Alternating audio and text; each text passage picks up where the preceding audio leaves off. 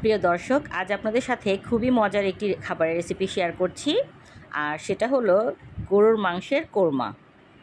এই রেসিপিটি একমাত্র পুরান ঢাকার যারা অরিজিনাল রয়েছেন তাদেরই রেসিপি। আর প্রতি বছর কোরবানির ঈদের সময় পুরান ঢাকার মানুষরা এটা তৈরি করবেই। এটা খুবই মজার একটি খাবার এবং এটা 6 মাস থেকে 1 বছর পর্যন্ত ফ্রিজে না রেখে আপনারা সংরক্ষণ করে রাখতে পারবেন।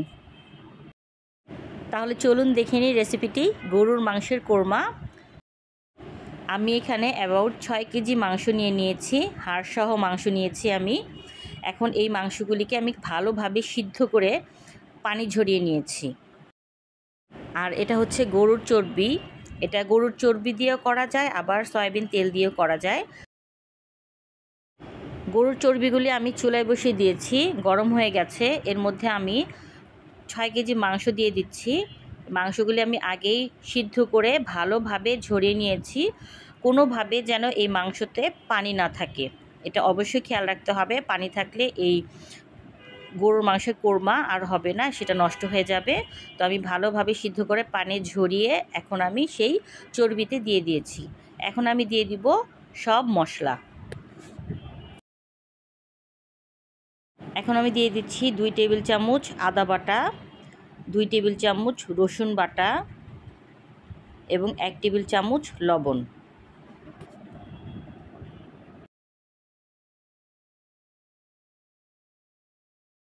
আর এখন দিয়ে দিচ্ছি দারচিনি, এলাচ এবং তেজপাতা।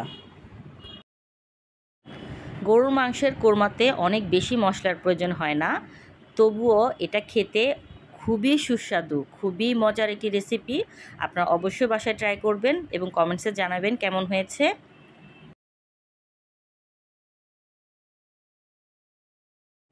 এখন আমি ভালোভাবে মিক্সড করে দিব এই মশলাগুলি মাংসের সাথে, খুব ভালোভাবে মিক্সড করব এবং এই তেলের উপরেই আধা ঘন্টার মতো আমি রান্না করব।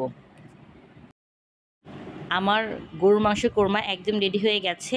এই মাংসটি আপনারা 6 মাস থেকে 1 বছর পর্যন্ত সংরক্ষণ করে রাখতে পারবেন। এই মাংসটি প্রতিদিন একবার করে প্রথম দিকে জাল দিতে হবে, তারপর কিছুদিন পরপর জাল দিলেই এই মাংসটি একদম ভালো থাকবে। গরুর মাংসের কোরমা দেখুন, দেখতে খুবই ভালো লাগছে, খেতেও খুব মজা, খুবই সুস্বাদু। আপনারা অবশ্যই ট্রাই করবেন। আর ভালো লাগলে আমার চ্যানেলটি সাবস্ক্রাইব করে দিবেন। আমি সাথেই বিদায় নিচ্ছি এখানেই। আবার দেখা হবে নতুন কোনো রেসিপি নিয়ে।